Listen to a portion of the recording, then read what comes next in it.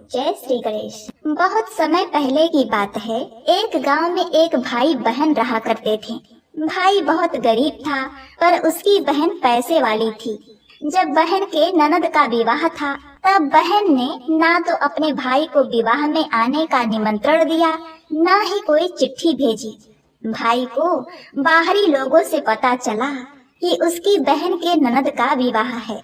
भाई ने अपने गांव वालों को बताया। तब गांव वालों ने उसकी बहन के लिए चुनरी, बिछिया, साड़ी, जिसको जितना बन पड़ा कन्या के लिए दिया।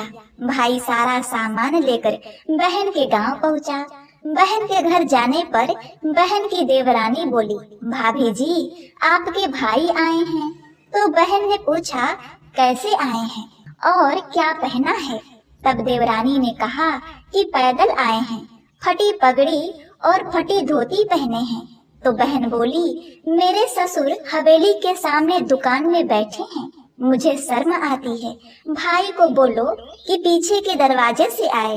भाई के आते ही बहन ने भाई को एक कमरे में बंद कर बाहर से ताला लगा दिया। एक तरफ लड़की का विवाह हो रहा था, गाजे बाजे बज रहे थे, अतिथियों को भोजन कराया जा रहा था, और दूसरी तरफ भाई को कोई भी पानी तक पूछने वाला नहीं था। तभी भांजे की बहू को दया आ गई और उसने दरवाजा खोल दिया। दरवाजा खुलते ही भाई वहां से भागा। 2 दिन के भूखे प्यासे रहने के कारण उसे चक्कर आने लगे। रास्ते में एक गणेश जी का मंदिर था। वहां जाकर वह गिर गया और रोते रोते गणेश भगवान को अपनी व्यथा सुनाई और बोला, हे गणेश जी महाराज, आज मेरी गरीबी के कारण से मेरी सगी बहन ने मुझे धिक्कार दिया है। घर जाने पर मेरी पत्नी, मेरे बच्चे जब पूछेंगे कि विवाह से क्या लेकर आए हैं तो मैं क्या जवाब दूंगा? तब गणेश जी को उस पर दया आ गई और गणेश जी भगवान बोले, मेरे बगीचे से ककड़ी, तरबूज तोड़ कर ले जा। तब भाई ने ककड़ी तोड़कर झोला भर लिया और अपने घर गया। घर जाते ही बच्चों ने पूछा, पिताजी बुआ के यहाँ से हम लोगों के लिए क्या क्या लाए हैं? बच्चे उसके झोला को देखने लगे। झोला खोलते ही छोटे छोटे तरबूज सोने के गेंद में बदल गए। बाकी तरबूज को काटने पर हीरे मोती निकले। पत्नी बोली, आप बहन के घर से इतना कुछ क्यों लाए? आपकी बहन ने हम लोगों को बहुत ज्यादा दे दिया है। भाई ने कुछ भी जवाब नहीं दिया। गणेश भगवान की कृपा से उसके दिन बदल गए। भाई का काम धंधा जोरों से चलने लगा और भाई अब बुधवार का व्रत भी करने लगा। धीरे धीरे गहने, कपड़े, रहने के लिए मकान बन गए। पत्नी बोली, एक बार ननद जी को बुला कर लाओ। तो भाई ने नए कपड़े, नए जूते पहनकर रथ में बैठकर बहन को लेने गया। देवरानी बोली, भाभी जी आपके भाई आए हैं। बहन ने पूछा, कैसे आए हैं और क्या पहना है? तब देवरानी बोली, रथ में बैठकर खूब ठाट बाट से आए हैं। बहन बोली, मेरे भाई को बोलो कि हवेली के सामने से आए, मेरे ससुर देवर जेठ देखेंगे। भाई का बहन ने खूब स्वागत सत्कार किया। भाई बोला, बहन मैं तुम्हें लेने आया हूँ। तब बहन ने कहा, मुझे भी बहुत दिन हो गए हैं, चलो मैं चलती हूँ। भाई बहन को लेकर अपने घर आया। भाई और उसकी पत्नी ने बहन का खूब आदर सत्कार किया। खूब मेहमानी हुई। जो चीजें मांगी सब बनवाकर उसे दिया। बहन बोली, भाई मुझे एक जोड़ी जूतियां चाहिए। तब भाई ने मोची को बुलाया और कहा, मेरी बहन के लिए ऐसी जूती बनाओ जो मुंह से बोले। तब मोची ने कहा, इसमें कुछ समय लग जाएगा। तो भाई ने कहा, कोई बात नहीं, मैं इंतजार कर लूंगा। बहन को बहुत सारा धन देकर अब भाई ने उसे विदा किया, पर अभी तक वह जूती नहीं आई थी। बहन रवाना होने लगी, तभी मोची जूतियां लेकर आया।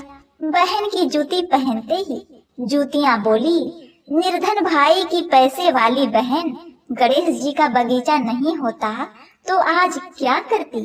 बहन तब भाई की पत्नी से पूछने लगी, यह कहाँ से आवाज आ रही है? तब भाई ने कहा, सुबह का समय है, कोई जीव जंतु बोल रहे होंगे। भाई ने घोड़े गाड़ी को जल्दी जाने को कहा। बहन के जाते ही पत्नी जिद करके बैठ गई। बोली, अजी बताइए जूतियां क्या बोल रही थी। तब पति ने अपनी पूरी बात उसे बताई, सारी आप बीती कह सुनाई कि कैसे बहन ने मुझे 2 दिन भूखा रखा, कमरे में बंद कर दिया था। भांजे की बहू ने दरवाजा खोला, तब मैं बाहर आया और गणेश जी की शरण में जा पहुंचा। गणेश जी की कृपा से हमारे दिन बदल गए। तभी से मैं गणेश व्रत करने लगा। उसने अपने पत्नी को सारी बातें बताई। तब पत्नी बोली, अगर मुझे मालूम होता तो मैं आपकी बहन को कुछ नहीं देती। मेरा दिया हुआ सब कुछ वापस लेकर आओ। तब पति बोला, अरे पगली, गणेश भगवान ने हमें सब कुछ दिया है। अगर वह मुझे भूखा प्यासा कमरे में बंद नहीं करती तो मैं गणेश भगवान के मंदिर में क्यों जाता? क्या मैं गणेश जी को अपना दुखड़ा सुनाता? तुम अपना मन मैला मत करो। और हाँ, अपने पर तो गणेश जी की कृपा है और किस चीज की कमी है। फिर दोनों गणेश जी के आगे झुककर प्रणाम करते हैं और जय जयकार करने लगते हैं। हे गणेश जी महाराज, जैसी कृपा आपने गरीब भाई पर की, वैसी ही अपने सभी भक्तों पर अपनी कृपा बनाए रखने वाली पौराणिक कथा। एक गांव में एक सेठ और सेठानी रहा करते थे। वे बहुत ही धार्मिक प्रवृत्ति के थे और वे गणेश जी के अनन्य भक्त थे। वे दोनों बिना चूके हर बुधवार को गणेश जी का व्रत करते थे और शाम को ब्राह्मणों को भोजन कराने के बाद अपना व्रत खोलते थे। सेठ जी का काफी बड़ा परिवार था। वे सब आपस में बड़े प्यार और भाईचारे से रहते थे, लेकिन सेठानी और सेठ की कोई संतान नहीं थी। इस विषय में परिवार और गांव के लोग आपस में बहुत बात किया करते थे। सभी लोग सेठानी को बाज बुलाते थे। यह सभी बातें सुनकर सेठ सेठानी बहुत दुखी होते थे। एक बुधवार के दिन सेठ और सेठानी भगवान गणेश जी की पूजा संपन्न करा के मंदिर से बाहर आ रहे थे। तभी उन्हें सीढ़ियों पर एक छोटा बच्चा अकेले बैठा हुआ दिखाई दिया। बालक को देखते ही दोनों उसके पास गए और पूछा कि तुम्हारे माता पिता कहाँ हैं? लेकिन बच्चे ने अभी तक ठीक से बोलना नहीं सीखा था, इसीलिए वह बोल ही नहीं पाया। पर दोनों सेठ सेठानी बच्चे के पास शाम तक बैठे रहे। तब तक पंडित जी और सेठ जी और उनके नौकर ने आसपास जाकर बच्चे के माता पिता को खोजने की कोशिश की, लेकिन उन्हें बच्चे के माता पिता या बच्चे खोने की कोई खबर ही ना मिली। फिर पंडित जी ने सेठ और सेठानी को यह बच्चा अपने घर ले जाने के लिए कह दिया। साथ में यह भी कहा कि अगर बच्चे के माता पिता यहाँ आते हैं तो मैं स्वयं उन्हें आपके पास ले आऊंगा। तब सेठ और सेठानी की खुशी का ठिकाना न रहा। वे दोनों खुशी खुशी उस नन्हे बालक को अपने साथ घर ले आए। सेठ जी ने बच्चे का नाम अपने आराध्य श्री गणेश भगवान जी के नाम पर गणेश रखा और बड़े ही प्रेम और दुलार से उसका पालन और पोषण करने लगे। कुछ ही दिनों के बाद उसी गांव में एक बहुत बड़ा ठग पति पत्नी आए। उनका इरादा गांव के सबसे अमीर आदमी को ठगने का था। वे दोनों ठग गणेश मंदिर की सीढ़ियों पर बैठकर सोच विचार कर रहे थे। तभी वहां पर पंडित जी आ गए और गांव में अनजान लोगों को देखते ही उन्होंने पूछा, क्या आपका बच्चा खो गया है? दोनों चोरी चाकरी के लिए बहाना ढूंढ रहे थे, इसीलिए उन दोनों ने तुरंत ही हाँ कह दिया। तब पंडित जी ने कहा कि देखिए, चिंता की कोई बात नहीं है, आपका बच्चा एक सेठ जी के घर पर पल रहा है। पंडित जी उन दोनों ठग को सेठ जी के घर ले आए और कहा, सेठ जी, गणेश के माता पिता आ गए हैं। यह खबर सुनकर सेठ और सेठानी बहुत दुखी हुए। सेठ उन दोनों पति और पत्नी को एक रात के लिए अपने अतिथि गृह में ठहराया। अब वह दोनों ठग सिर्फ मौके की फिराक में थे। फिर उसी रात सभी लोगों के सो जाने के बाद वे दोनों ठग एक एक करके सभी कमरों की तलाशी करने लगे। फिर वे दोनों तिजोरी वाले कमरे में पहुंच गए। छानबीन के वक्त होने वाली छोटी मोटी आवाजों से सेठ जी का एक नौकर जग गया और आवाज की दिशा में तिजोरी वाले कमरे के नजदीक आ गया। उसने चुपके से अंदर जब झांक कर देखा तो दोनों ही मेहमान कीमती सामान चुरा रहे थे। नौकर ने यह देखते ही धीरे से उस कमरे की बाहर की कुंडी लगा दी और जोर जोर से चोर चोर बुलाकर पूरे घर में हल्ला मचा दिया। शोरगुल की आवाज सुनते ही घर के सभी लोग इकट्ठा हो गए। तब सेठ जी ने उन दोनों चोर पति पत्नी को कमरे से बाहर निकाला और सुबह ही पंचायत में हाजिर कर दिया। सेठ जी ने सरपंच जी को पूरा मसला बताया और कहा कि हे सरपंच जी, यह दोनों तो चोर हैं। अब हम पुत्र गणेश को इन दोनों को नहीं देंगे। लेकिन वे दोनों ठग पति पत्नी अपनी जिद पर अड़े रहे और बच्चे को ले जाने की जिद करने लगे। सरपंच जी ने इस गंभीर समस्या का एक तोड़ निकाला।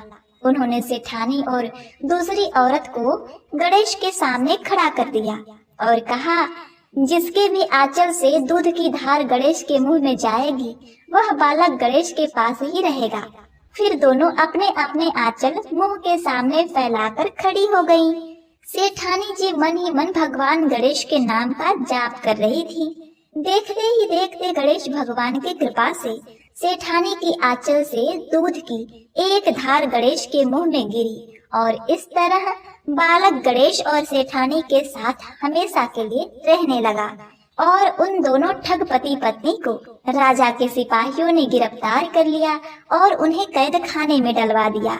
इस तरह निसंतान सेठ और सेठानी को भगवान श्री गणेश की कृपा से एक पुत्र की प्राप्ति हुई।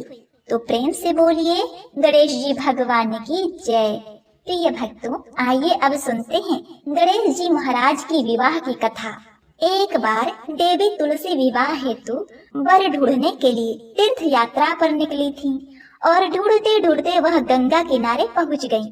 उस समय गणेश भगवान गंगा किनारे तप कर रहे थे। उन्हें देखते ही देवी तुलसी उन पर मोहित हो गईं और उनके मन में गणेश भगवान से विवाह करने की इच्छा उत्पन्न हुई। फिर देवी तुलसी ने गणेश जी के पास जाकर उनका ध्यान भंग कर दिया।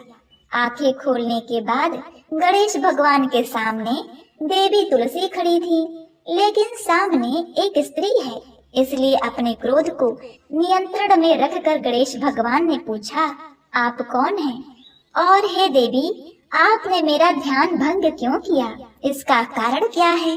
तो जवाब में देवी तुलसी ने अपने परिचय के साथ गणेश जी से विवाह की बात कर ली।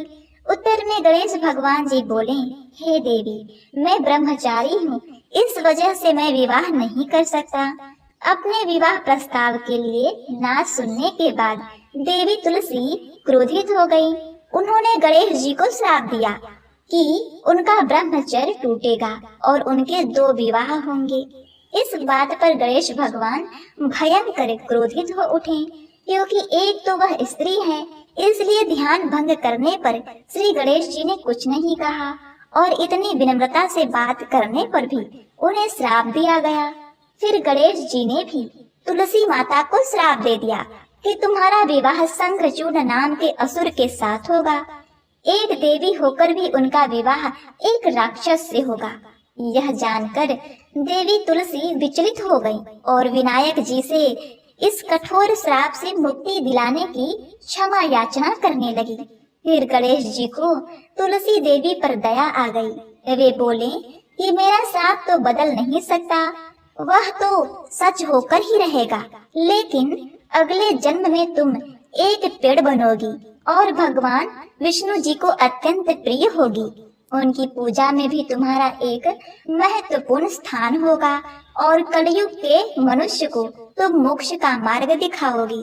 लेकिन तुमने मेरा तप भंग किया है और मुझे ब्रह्मचारी होकर भी 2 विवाह का श्राप दिया है, इसीलिए मेरी किसी भी प्रकार की पूजा में तुम निषिद्ध रहोगी। इस प्रकार देवी तुलसी गणेश भगवान की पूजा में निषिद्ध हो गई। तो प्रिय भक्तगणों, इस प्रकार से अब गणेश जी के विवाह का समय आता है। गणेश भगवान का मुख हाथी का है और एक दांत भी टूटा हुआ है। इन्हीं दो कारणों की वजह से उनका विवाह नहीं हो पा रहा था। इस बात से गणेश जी महाराज अक्सर नाराज रहा करते थे। एक दिन एक देवता के आग्रह पर विनायक जी उनके विवाह में अपनी उपस्थिति दर्शाने गए। विवाह स्थल पर पहुंचने के बाद कुछ देवताओं ने मिलकर गणेश भगवान का समय पर विवाह न होने के कारण उपहास किया, जिससे गणेश जी बहुत अधिक नाराज हो गए। उसी दिन उन्होंने ठान लिया कि जब तक मेरा विवाह नहीं होता तब तक मैं किसी भी देवता का विवाह नहीं होने दूंगा। गणेश भगवान के पास विवाह और अन्य संदेश लाने का काम उनके प्रिय वाहन मूषक राज करते थे। अब मूषक राज जब भी किसी देवता के विवाह का समाचार लाते तब गणेश जी उसे आदेश देते और मूषक राज अपनी सेना के साथ जाकर उस विवाह के मंडप को घिराकर तहस नहस कर देते और बारातियों को भी भगा देते। इस तरह गणेश जी और मूषक राज की मिली भगत की वजह से किसी भी देवता का विवाह नहीं हो पा रहा था। गणपति जी के व्यवहार से तंग आकर सभी देवी देवता भगवान शिव जी और माता पार्वती जी के पास पहुंच गए और इस विराट समस्या का समाधान मांगने लगे। भगवान शिव और माता पार्वती ने कहा कि इसका हल तो आपको केवल ब्रह्मदेव जी के पास ही मिल सकता है।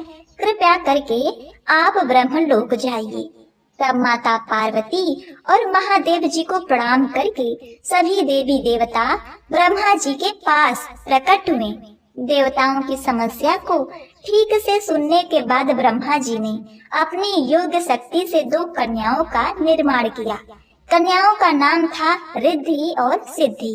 वह दोनों ब्रह्मा जी की मानस पुत्रियां थीं।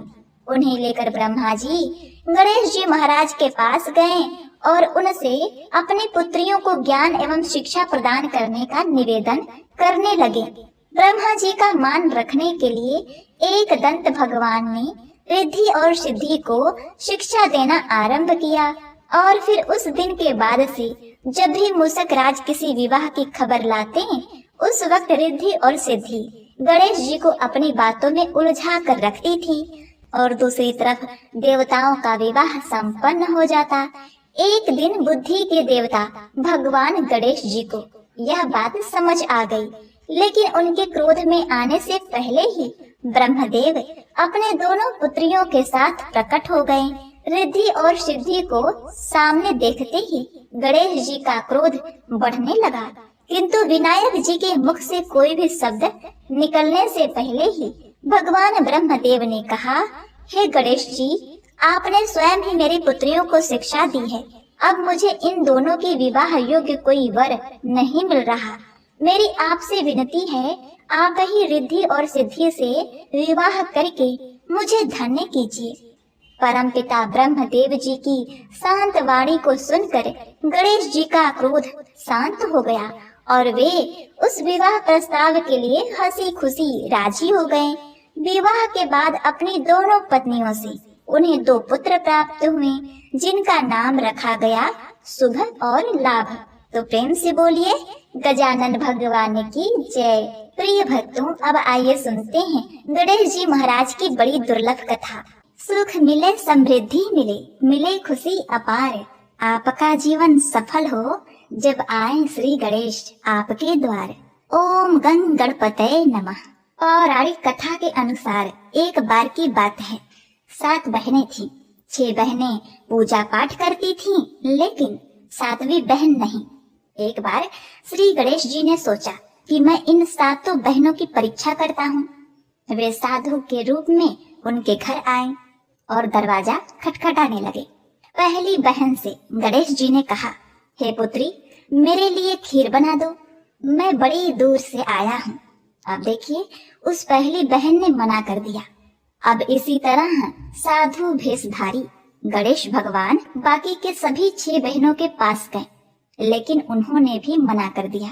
और बची 7वीं बहन, तो गणेश भगवान 7वीं बहन के पास जाते हैं और उनसे भी कहते हैं, हे बेटी, मैं बड़ी दूर से आया हूँ, मुझे भूख लगी है, तुम मुझे खीर बना दो।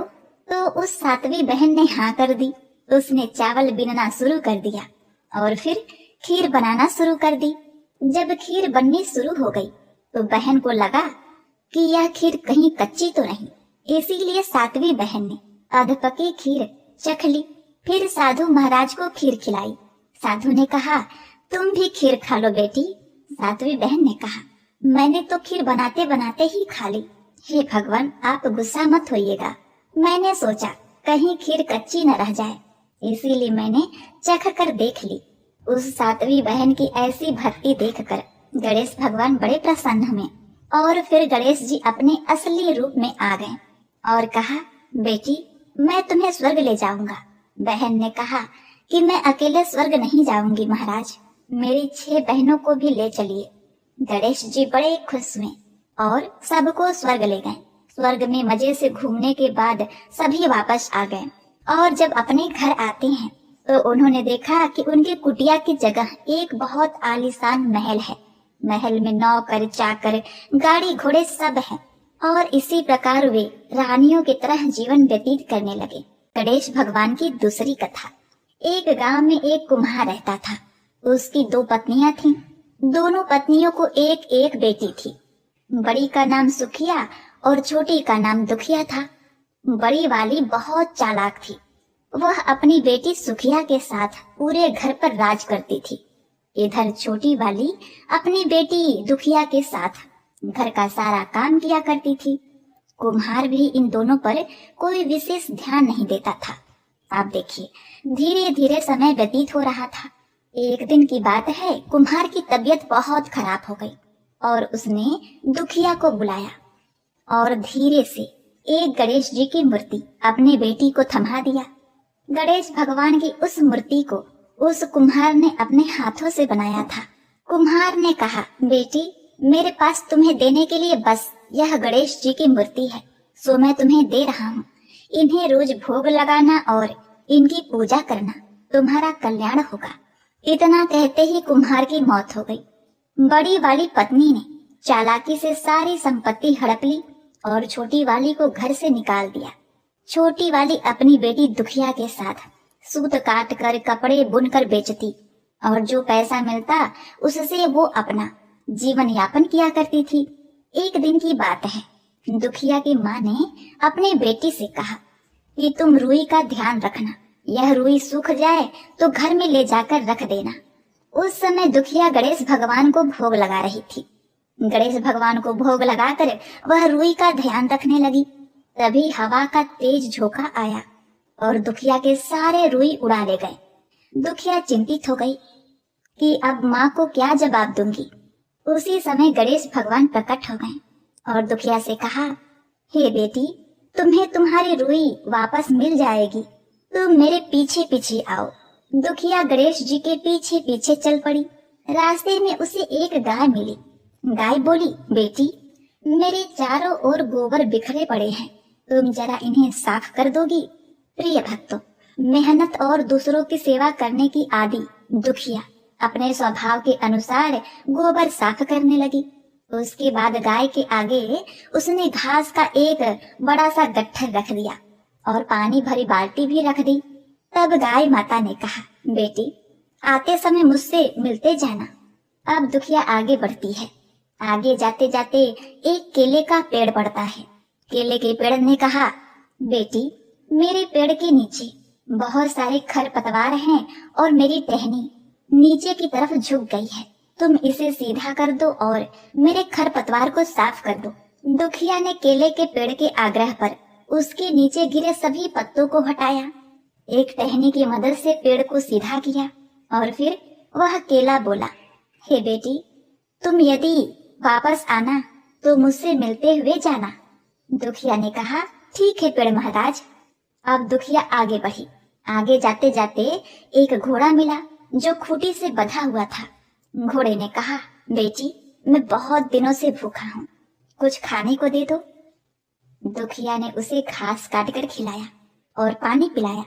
आगे बढ़ने पर एक चांदी सी सफेद बालों वाली बुढ़िया माई मिली जो चांद की माँ थी। गणेश भगवान ने दुखिया को इशारा किया कि जाकर इन्हीं बुढ़िया माई से अपनी रुई मांग ले। दुखिया ने बुढ़िया माई के चरण स्पर्श किए और अपनी रुई मांगी। बुढ़िया माई बोली, रुई मिलेगी, लेकिन पहले अंदर जाकर बालों में तेल लगाकर तालाब में नहा, इसके पश्चात नई साड़ी पहनकर खाना खाकर आ। दुखिया बूढ़ी माई के घर के अंदर चली गई और बालों में तेल लगाकर ज्यों ही उसने तालाब में डुबकी लगाई, चमत्कार हो गया। वह परी की तरह सुंदर बन गई। दूसरी डुबकी लगाई तो उसका शरीर गहनों से लद गया। तीसरी डुबकी लगाने की उसकी हिम्मत नहीं हुई। उसने कक्ष में आकर कीमती साड़ी न पहनकर एक साधारण सी साड़ी पहनी। भोजन कक्ष में गई तो वहां रसोई घर में पकवान सजे हुए थे।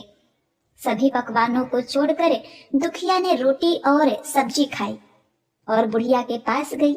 बुढ़िया माई ने उसे उसका रुई वापस लौटा दिया और अपने पास रखे 2 डब्बों में से एक डब्बा उपहार स्वरूप ले जाने को कहा।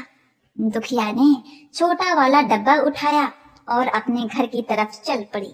रास्ते में लौटते समय घोड़े ने उसे सोने के असरफियों से भरा घड़ा दिया। जब केले के पास पहुंची तो केले के पेड़ ने सोने के केले का एक गुच्छा दिया। गाय ने उसे बछिया दी। इतने सारे नायाब उपहार लेकर दुखिया खुशी खुशी घर आई। दुखिया ने उपहार में मिला डब्बा खोला तो उसमें से दिव्य रूपी एक सुंदर सा राजकुमार प्रकट हुआ। उसने दुखिया से विवाह कर लिया। उसके दिन फिर गए और तीनों माँ बेटी सुखी सुखी जीवन यापन करने लगे। अब देखिए, जब सुखिया की माँ ने यह सब देखा तो जल भुन गई। उसने भी छोटी की तरह रुई सुखाने डाला। अब हवा चलती है और रुई उड़ जाती है। बड़ी वाले ने अपनी बेटी सुखिया को उससे रुई लाने को भेजा। रास्ते में गाय घोड़े केले ने जो विनती दुखिया से की थी वही विनती सुखिया से भी की, लेकिन सुखिया मुंह पिचकाकर आगे चली गई और आगे जाते जाते चांदी सी बालों वाली वही बूढ़ी माँ बैठी हुई मिली। उसने बुढ़िया माई से अपनी रुई ऐसे मांगी जैसे वो आदेश दे रही हो। बुढ़िया माई ने कहा, अरे बेटी, गुस्सा क्यों होती हो? मेरे घर के अंदर जाओ और बालों में तेल लगाकर तालाब में डुबकी लगा लो और सुंदर वस्त्र पहनकर भोजन करके चली आना। अब क्या था, बुढ़िया माई के घर में सुखिया प्रवेश करती है और बुढ़िया माई के कहे अनुसार वह बालों में तेल लगाती है और पास में तालाब में डुबकी लगाने जाती है। तो जैसे ही एक डुबकी लगाती है तो वह सोने चांदी हीरे मोती के आभूषणों से लग जाती है। इसके बाद जब दूसरी डुबकी लगाती है तो वह एक राक्षसी हो जाती है। यह देखकर सुखिया बहुत दुखी हुई। वह फिर बुढ़िया माई के घर में गई और बहुत ही सुंदर साड़ी पहनी और अच्छे अच्छे पकवान खाए और बुढ़िया माई के पास आकर अपनी रुई मांगने लगी। बुढ़िया माई ने कहा, बेटी, यह 2 डब्बे रखे हैं, एक छोटा है और एक बड़ा, जो भी तुम्हें लेना है ले सकती हो। सुखिया ने लालचवश बड़ा वाला डब्बा उठा लिया और यह सारी चीजें लेकर सुखिया आगे बढ़ती है और रास्ते में घोड़े के पास जाती है तो घोड़े ने उसे एक लात मारी। जब केले के पास जाती है तो उस केले ने उसके ऊपर छिलकों की वर्षा कर दी। गाय ने भी उसे सींग मारकर दूर फेंक दिया। रोती बिलखती सुखिया घर आई और माँ को सारी बातें बताती है। अब जब रात होती है तो उसने रात में वह उपहार वाला डब्बा खोला। उसने सोचा उसमें बहुत सारे हीरे मोती और जवाहरात होंगे, लेकिन उसमें एक बहुत विशाल अजगर निकला। उस अजगर ने सुखिया को निगल लिया और उसकी माँ रोती बिलखती घर से निकलकर भाग गई। उसकी माँ का सब कुछ खत्म हो गया, कुछ भी शेष नहीं बचा।